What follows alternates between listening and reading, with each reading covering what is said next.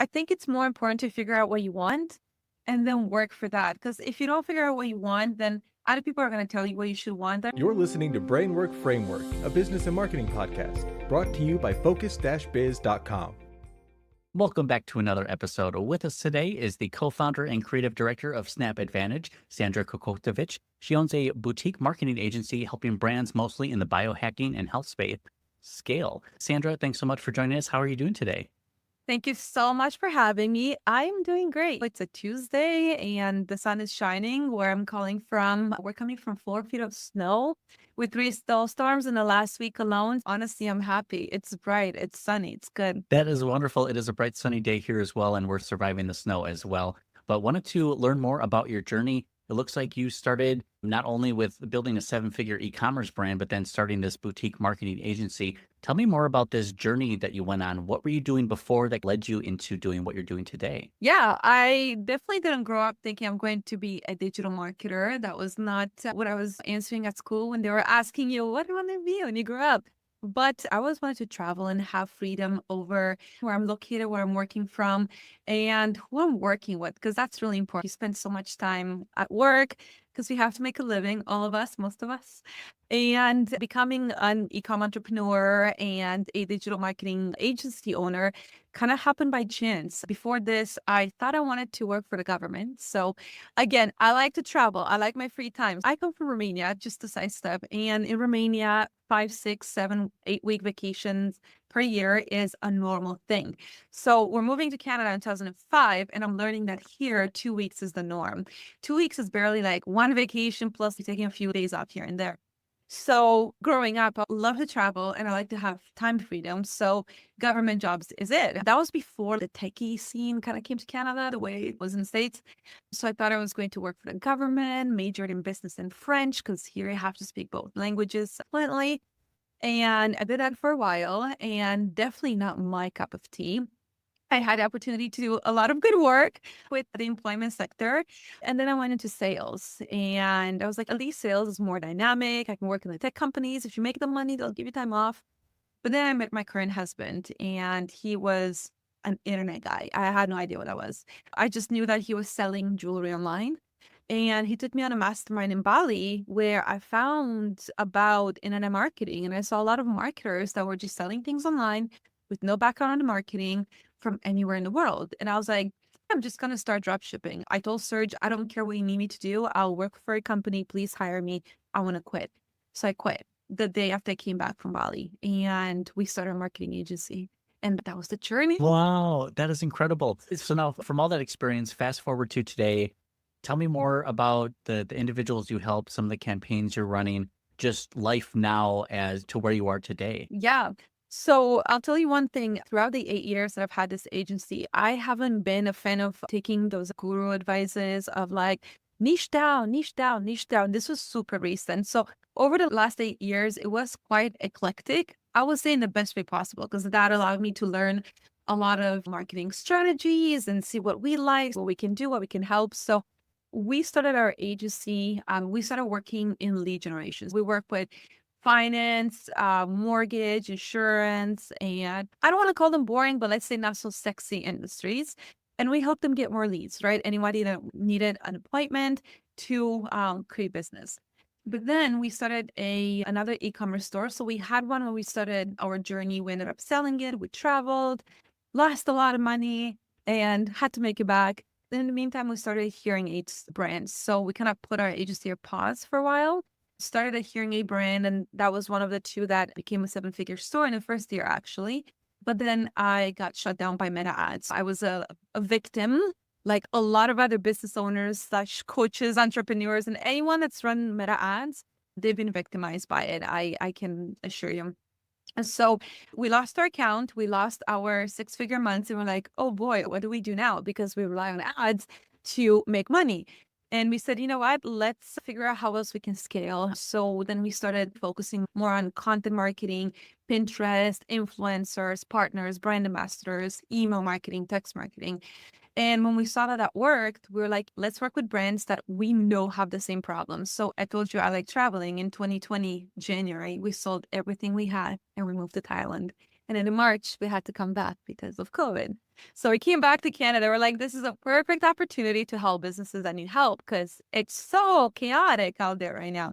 So then the journey has become, let's help brands that need to scale, that have hit a ceiling. Maybe they're a few $1 million a year, but they can't really put in the same dollar in and get the same amount of dollars out from ads, whether it's Google or Meta, and see how else we can help them scale. And we started helping them scale by either building their brand assets, like an email list or a text list, or leveraging assets they currently have. That could also mean influencers, brand ambassadors, anything they can own and leverage that is not dependent necessarily on a platform. Because when you're bidding on Meta, for instance, you're competing on the same piece of expensive real estate called a feed. Tough, right? It's easier to be in someone's inbox or easier to be on an influencer's video, for instance. So then we started working with companies that needed that service. So niching down to biohacking and wellness, it just happened that we started working with a lot of biohacking companies, everything from like peptides and red light therapy, cryotherapy, cold plunges, you name it. And we just started to move into that direction, but it's definitely been very eclectic. That is such a cool journey, and it's important not to put all your eggs in one basket. Unfortunately, many people have suffered from the hands of Meta or the hands of Google as well, where unfortunately relying on those channels. I think it's just important to take a multi-channel approach. People prefer email or direct message or prefer being served ads in a different way. That's how you want to connect with them and then serve them. In the past 8 years from being for everybody, but having some specifics and now niching down, what do you think is the biggest reason for success? Because it's like whatever business you decide to start is successful. Why? How? What is that secret ingredient that you can just walk in anywhere and just figure things out? Not every business I started was successful. I like to talk about the successful ones. Between the first 7-figure store and the second 7-figure store, there was a lot of money spent, a lot of lessons learned, and I came to a point where we were honestly broke. We went back to work. But in terms of the key to success, I would say show up and do the damn work, man. Things that are so obvious to some of us, they're not so obvious to others. And it's so easy to get discouraged, especially when you're at the beginning of the journey. And it's so easy to say, I'm not attacking any group of people or any mentality here, but maybe the mentality a little bit because the mentality is a choice. But I think we live a little bit in entitlement phase, especially from a certain generation. I'm attacking, but we are entitled, right? So there's a lot of TikTok videos where they're talking about like, it's 5:01 p.m. I'm going to hit close on the Zoom call. Well, if they want to give me more responsibilities, they should pay me more versus I grew up, but the mentality that I grew up in was, hey, I'm going to do anything I can to have access to my boss, my boss's boss, my boss's boss's boss. And if that means getting more projects, heck yeah, I'm going to do it. I'm going to earn the same right now for a few months, but at least I'm going to gain the experience that I'm going to hit them with the bill. So I feel like just showing up and doing the work and just being the hardest worker around you or in your ecosystem, honestly, is half of the battle. That's also like an immigrant mentality because we came here to the West, to North America, Canada, right? I didn't speak English when I moved here. We had no background on what Canada was, to be honest, other than what my one uncle that lived here said. We just knew we wanted a better life. I got scolded at school in the first day because I wasn't standing for the anthem. You have to stand and be quiet for the anthem. I had no idea. So as an immigrant, you have to be hardworking because you don't have friends. You don't speak the language, you don't know the culture, and what you have is honestly the books, right? And that work ethic. And then your parents are like engineers back home. They come here and they just like work at Old Navy and whatever else my parents did. So I would say that be a hard worker. Second is solve problems. So what I learned is that your worth is not determined by what you think you're worth. Your worth is determined by the problems that you solve. Like you're not worth $1 million unless you solve $1 million problem. So if you solve problems, you're going to get paid. I learned that people don't care about your background so much. They don't care about, like, I was in my early 20s, like, when I started doing this. I was just like, chicken. I don't want guys to call me sweetie and think I don't have experience and whatever. Nobody cared. I was afraid to work from other countries because people would think that I'm going to scam them. But what I realized is that you need to solve problems. And the more expensive, the more painful the problems, the more money you're going to make. It's not just about making sure you tick everything down on a list of scope. It's about the problems that you solve. So number one, I'll do three things because there's a lot of things that help me. But number one is outwork everybody. Number two is solve problems. Just figure out how to solve problems. And number three, I would say whoever you work with, make them look good. Did it take me a while to learn this? Like if you're working with those people will always have either investors they have to answer to, customers they have a reputation to uphold in front of, another boss, another partner, another manager.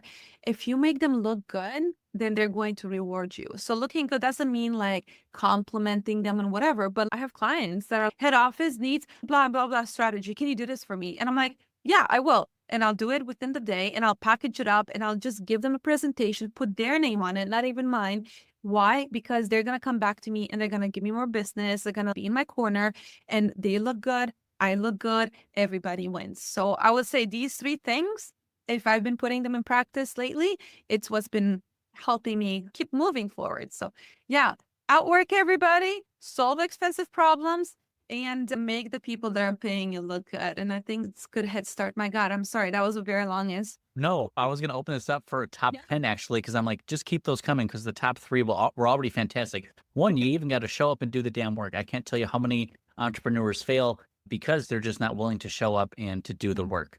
And I think later on they either realize that or it takes a little time for them to get through that. Number two and three is absolutely excellent as well, because again, it's not based on what you think your value is. It's based on what other people are willing to pay for that. And oftentimes you can blow your own expectations a little bit and be like, wow, people are willing to pay that amount for this Exactly. service. Absolutely. Where I was 8 years ago, I wouldn't even be dreaming of what I'm charging right now, to be honest. And the reason is because I had a limited mindset. In my mind, is like, I wouldn't pay that much money for a service. Why would someone else pay that much money for a service? And then what I realized is back to problem solving. The companies that I work with, the people that I work with, it's not like they don't know how to Google or figure out a solution. Is that they don't have the time and their attention is being spent somewhere else. So if you're thinking about the most successful businesses and people in the world, what are they, what is the most precious thing to them, right? It's time and attention. Like you only have so many decisions you can make in a day. It's not like a 20 mil a year company owner doesn't know how to write an email campaign. They absolutely do. They can figure it out, but they just don't have the bandwidth to do that over and over again every day. So when I realized that I don't have to know everything right now, I just have to figure out how to solve problems. And I just continued learning and learning. Like I'm born knowing Klaviyo or MailChimp or whatever. Frankly, I have to do a HubSpot project soon. I haven't worked with HubSpot in a while, but like I'm going to figure it out. And my client is okay with it that I'm not that familiar with it because he knows that I can figure it out and solve that problem for him. Yes, absolutely. It's not always knowing about everything, just being willing to learn more and to figure stuff out. Just as you mentioned, a lot of these CEOs and companies, they're just willing to pay someone who knows either a little bit more or can just simply take something off their plate. Exactly. They're willing to hire out for those services because either they can't do it in-house or it's going to be cheaper just to do a one-time thing with this, or they're testing a few different agencies. That's the benefit of having a temp worker where you could potentially cycle through a few different ones to find the right fit. That's one of the benefits. So the work that you're doing for clients, it was within the lead generation and now you're going into a different space. Is it still focused on the lead generation, getting the booked appointments to show up? How do you kind of go through that process with your clients and what strategies are you implementing for them now in 2025? Yeah, I've been trying very hard to keep at one service and nobody wants one service. Everybody wants everything because the ecosystem works together. So to give you like a plain picture, we decided to niche down more into the biohacking and wellness space. Now, within that space, there's two types of businesses. One, it's like local brick and mortar service businesses. So imagine a biohacking lab, cold plunge, sauna, day spa, those kind of places. And then there's also the e-com companies like a red light panel or cold plunge you can buy for home. So we work with both, and that's because we've had training in both and we've had so many case studies in both. So for the local businesses, we are doing the whole lead gen system from the cold ad, getting people into like a Calendly, sort of whatever system they're using, getting them to book appointments, following up with them and making sure they show up to the appointments. And then in between all of that, we're adding in content marketing, local SEO, influencer marketing, brand ambassadors, and email and text. Now, for the e-com brands, usually we work with the companies that are already doing ads. They don't want to spend more money on ads in order to scale. So maybe they have an email list, but they're not using it that much. Like I've worked with companies that had an email list of like 150,000 people, subscribers, and they never used it. They're like one-time customers. I haven't emailed them in like a year. I'm like, oh my goodness, we can do so much with it. We did $2 million in 1 year with that one email list. So these are the companies that need to scale and they need to diversify, whether that's diversifying traffic sources or just diversify what they're doing with their current assets. They're saying one campaign a week now, but they need to be sending 5 and different types of emails.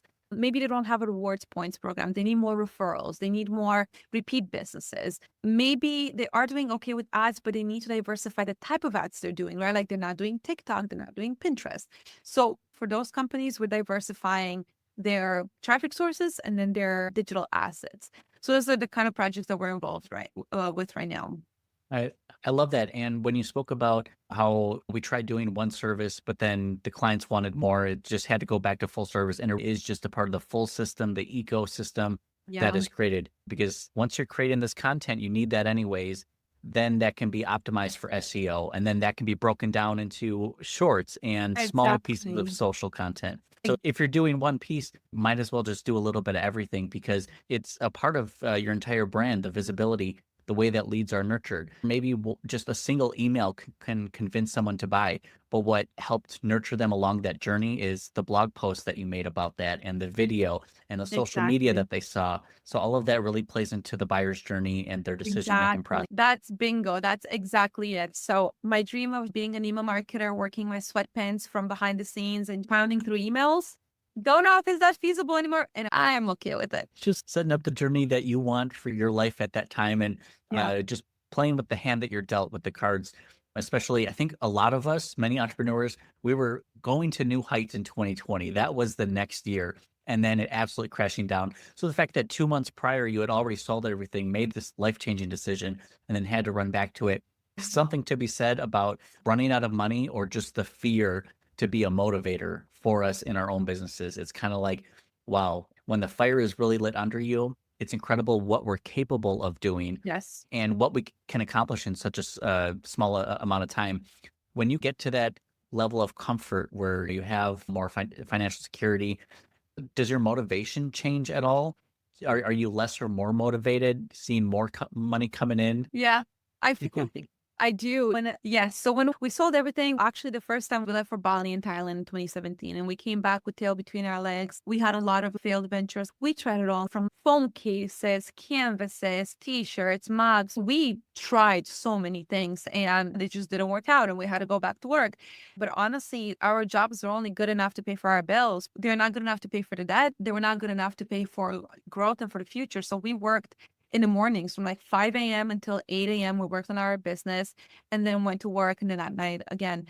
Now, I have been so stressed about money. My biggest fear for years and years was I don't want to go broke. Part of it is because I went broke and I don't want that again. It's so uncomfortable. So that just kept me driving and driving. But then again, even this growth was not linear. It was up and down. Now, my fear is not going broke again because I've been broke. I've done it before. I know what I can charge. I can charge again. I can find clients again. So I feel like the more you do something, the more confidence you have in you're going to do it again. If everything failed for me tomorrow, let's say all of my clients left, all of my team left, and it was just me, I'd be like, okay, I know exactly what to do. It's going to be uncomfortable and annoying, but I know what to do. Now, as for the motivation to keep going, yes, the motivation goes away a little bit when you're starting to have a little bit more success, when you are comfortable.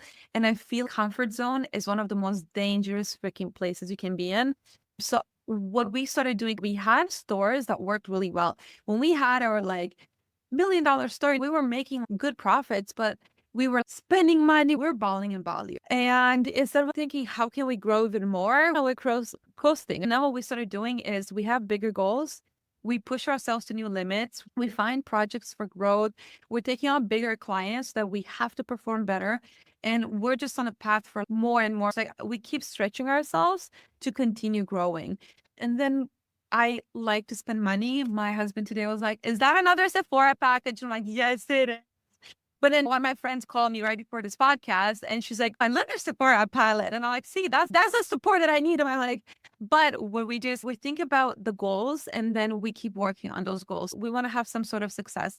Then we get out of debt. We got out of debt. What is the next thing? Well, the next thing is we want to travel, but I want to travel and afford to eat out and blah, blah. So we keep pushing the goal higher and higher, Grant Cardone style. And you have to show up and perform. I have a team. I have clients. I can't just like screw off in Bali. Even if I go to Bali, I have to work. So it can be demotivating though. I'm sorry. I know long answers here, but it can be demotivating, but also like motivation comes and goes, right? I think it's more important to figure out what you want and then work for that. Because if you don't figure out what you want, then other people are going to tell you what you should want. Other people are going to tell you what you should deserve. But if you keep pushing the goal and the targets, then you create your narrative and you're going to stay motivated. Like, I like myself first, though. So I'm going to keep working so I can afford myself. And anything I can do to support that, I'm going to continue doing. But those are your goals. That's what you're hoping for. And one thing that you mentioned that really drove home is about you willing to show up and put in that work. And you've been broke before. You've had failures, but you've been successful. You can do it again. You can absolutely repeat that again. But the biggest thing is that you're constantly pushing yourself. You're striving to be better. And that comfort level of wanting to challenge ourselves and do something more outside of our comfort zone, that becomes easier once the comfort level of staying the same Yeah, just eats away at us. We're like, oh my goodness, I can't imagine doing something new versus I can't imagine staying the same and exactly. expecting these same results. Exactly. And there's exercises for this. The first day of my one good job that I had in sale, I had a mentor and he told me something that stuck with me and I think it'll stick with me for a long time. He said, do something that scares you every day. And I was doing cold calls at that time. I was doing 100 cold calls a day. That was very scary to call people. And I say comfort zone is one of the most dangerous places you can be in. I like to be comfortable in my sweatpants, don't get me wrong. I like to be comfortable on the couch. I like to watch Netflix. But to me, there's no bigger satisfaction than building something, conquering something, and then just feeling like, yeah, man, I did it. Whether that's like a diet or working out or money or a new client or something like that. If anyone is like looking to, how do I get out of the comfort zone a little bit? I mean, one thing you can do is build a podcast. It is pretty freaking scary to put yourself out there. You don't know what guests you're gonna have. You don't know how they're gonna react, what they're gonna do. You don't know how they're gonna promote your content. Being a guest on a podcast can be one. Making a phone call, like a cold call, doing cold plunges, like cold showers in the morning. I'm so annoyed. Like I have these 10 pounds of fat. I really want to do that too. And I was like, for the next few weeks, I'm going to do 2 workouts a day. And it is insane because I'm exhausted. Like this day too, I'm doing cardio in the morning and I'm doing weights at night. And it was so hard to do, especially after yesterday, because when I just started yesterday and today I showed up, but like I did it. And now I did this hard thing in the morning. People don't like cardio, okay? I did this hard thing in the morning. Nothing can phase me today. I was sweating in the other room on that bike. I was sweating. I was just drenched. I'm sore from yesterday. I have to show up again tonight, but I'm ready for the day. You do a cold shower after, like nothing's gonna phase you. You're prepared. But showing up. What you can do to push yourself, and then it sets up your day in such a much better way, my opinion. Absolutely. Challenging ourselves, doing something that you really don't want to do just to start the day, or even taking on a work project that, okay, if I just take care of the really hard one first, I can get that out of the way. And that sets us up for a better day. We start making Yeah. better decisions to start influencing us to make better decisions, better actions. And that's really important, especially trying to look at that goal. What do I need to achieve it? And then no matter how much pain you're in, how sore you are, or how tired you are, you're still showing up and you're going to give 100%. Are business owners sweating in their business? Are they really pushing themselves? Are they working out as hard? Or are they just kind of like casually walking around, maybe a brisk walk, but Yeah. whatever works for them and their goals and their business. But it's important to set your mindset right starting the day and challenging yourself, pushing yourself even further. I think so too. And again, have a goal. In my opinion, having a goal is so much for any sort of success in any area of your life. Absolutely. Sandra, now where can people find out more about you, get connected with you online? Sure, I am on LinkedIn a lot. So Sandra Kokotovic is my LinkedIn name.